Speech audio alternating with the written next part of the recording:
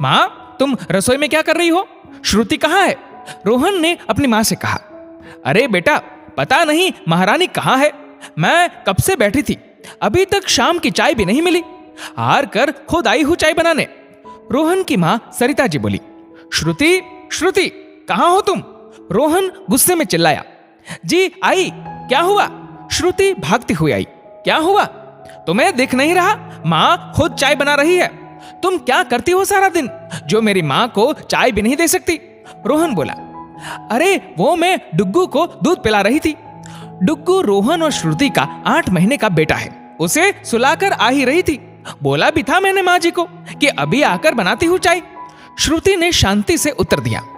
बहुत बकवास करने लगी हो तुम। खूब समझता हूं मैं। काम ना करने हो तो डुग्गू का बहाना बना दो। रोहन चिल्लाया। बेटा कोई बात नहीं, मेरी वजह से तुम अपना मूड मत खराब करो। मेरा क्या, मैं तो खुद बना लूंगी जब तक इन बूढ़ी हड्डियों में जान है। सरिता जी बोली। ऐसे कैसे बना लोगी माँ? ये क्या बैठकर खाने के लिए है? रोहन बोला। सरिता जी रोहन को ले अपने कमरे में चली गई। श्रुति जानती थी अब उसके खिलाफ सिखाया जाएगा। रोज की बात है ये तो।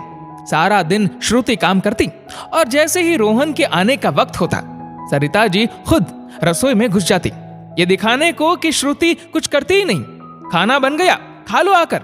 श्रुति ने सरिता जी के कमरे के दरवाजे से आवाज लगाई। सरिता जी और रोहन को खाना दे वो डुग्गू को खिचड़ी खिलाने लगी। श्रुति को आज बहुत गुस्सा आ रहा था क्योंकि अब बर्दाश्त की सीमा खत्म हो रही थी। अगले दिन जब रोहन के आने का वक्त हुआ, तब सरिता जी ने फिर डुग्गू के बहाने से श्रुति को कमरे में भेजना चाहा, पर श्रुति टस से मस नहीं हुई। माँ जी, आप डुग्गू को देखिए, मैं काम कर रही हूं। उसने सरिता जी से कहा। अरे मेरी बूढ़ी हड्डियों में इतनी जान नहीं कि तेरे शैतान बेटे को संभालू, मुझसे ना होगा। सरिता जी ने साफ मना कर दिया। ठीक है तो रोने दीजिए, श्रुति ने सपाट लहजे में कहा। कैसी माँ है जो बच्चे को रोता देख भी शांत है? अरे जब रोहन रोता था तो मेरा तो कलेजा मुंह को आ जाता था। सरिता जी बोली। क्या हुआ, ये डुग्गू इतना क्यों रो रहा है? तभी रोहन ने घर में घुसते हुए कहा। देख, कब से कह रही हूं संभालने को, पर महारानी मेरी सुनती नहीं। सरिता जी बोली। श्रुति, डुग्गू को संभालो जाकर। रोहन बोला। मैं चाय बना रही हूं, श्रुति ने जवाब दिया। चाय बाद में बन जाएगी, रोहन बोला। नहीं, फिर मुझे बहानेबाज कहा जाएगा, श्रुति बोली। राम राम राम, कैसे जुबान चलाती है पति के सामने, कोई लिहाज नहीं। सरिता जी आग में घी डालते हुए बोली। सुनाई नहीं देता तुम्हें? रोहन श्रुति को चांटा मारने को हुआ। अपने हाथ अपने कंट्रोल में रखो रोहन। तुम चाहते क्या हो? जब मैं डुग्गू को देखूं तो परेशानी, काम करूं तो भी परेशानी। मैंने माँ से कहा था डुग्गू को देखने को, क्योंकि मैं काम कर रही थी। मुझसे नहीं झेला जाता ये सब रोज। इंसान हूं मैं भी। कल तुमने कहा मैं बहाने कर काम से जी चुराती हूं, आज जब काम कर रही तो भी गलत। श्रुति फूट पड़ी। पर तुम डुग्गू को चुप करा भी काम कर सकती हो। रोहन शांत हो बोला। कल वही कर रही थी, डुग्गू को चुप कराने ही गई थी।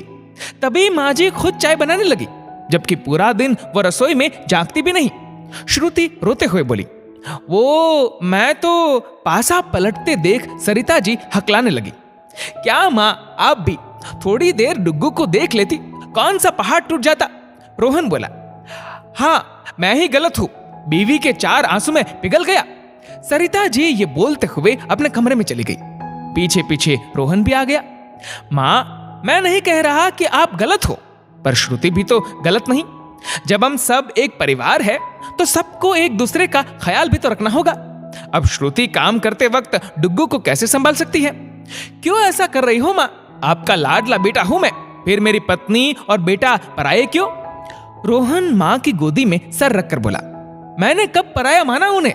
सरिता जी बोली। तो जैसे मुझे प्यार करती हो वैसे उनको भी करके देखो ना माँ। मैं इस घर में सबको हंसता हुआ देखना चाहता हूँ। जब एक दूसरे का साथ और प्यार होगा तभी तो रिश्ते खिलखिलाएंगे माँ। रोहन बोला। सही कहा तूने, मैं स्वार्थी हो गई थी। सोच रही थी तू अपने परिवार में खोकर मुझे भूल ना जाए, इसलिए ये सब कर रही थी। पर अब ऐसा नहीं होगा बेटा। सरिता जी बेटे का माथा चूमते हुए बोली। खाना तैयार है, आ जाइए आप। श्रुति ने बाहर से आवाज दी। बेटा रोटियां सेक ले, आज हम एक साथ खाना खाएंगे। सरिता जी बाहर आते हुए बोली। सास के मुंह से बेटा सुन श्रुति आश्चर्य से रोहन को देखने लगी। उसे क्या देख रही, इतनी बुरी सास भी नहीं हूं मैं, सरिता जी हंसकर बोली और श्रुति की तरफ बाहें फैला दी। मां, श्रुति नम आंखों से मां के गले लग गई। सामने बैठा डुग्गू जोर से खिलखिलाने लगा, मानो सास बहू के मिलन को देख वो भी खुश है। उसे देख सब हंस दिए। दोस्तों, बात को संभालना या बिगाड़ना हमारे हाथ में ही है। जरा सी समझदारी रिश्ते मजबूत कर सकती है। रोहन ने मां को समझाकर जहां एक पति का फर्ज निभाया, वहीं एक अच्छे बेटे होने का भी परिचय दिया। दोस्तों, इस वीडियो को लेकर आपकी क्या राय है, नीचे कमेंट करके जरूर बताएगा। और अगर आपको वीडियो अच्छा लगा हो तो इस वीडियो को लाइक करिएगा, शेयर करिएगा ज्यादा से ज्यादा लोगों तक। और ऐसे ही और भी इंस्पिरेशनल वीडियोस के लिए सब्सक्राइब करें हमारे यूट्यूब चैनल को और फेसबुक पर फॉलो करें हमारे पेज को। धन्यवाद।